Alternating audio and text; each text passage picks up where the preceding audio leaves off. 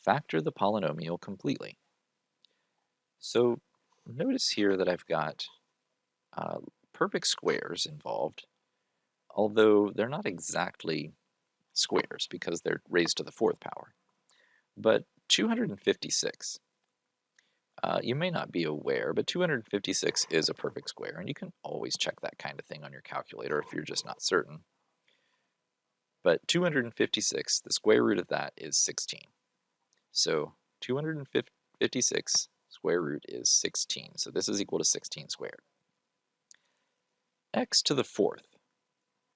You can use exponential properties to rewrite that as x squared to the second power, making this essentially a perfect square.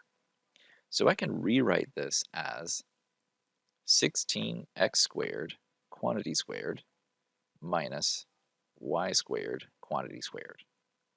So now this is the difference of squares. It's just that the square root of those things would be 16x squared minus y squared times 16x squared plus y squared.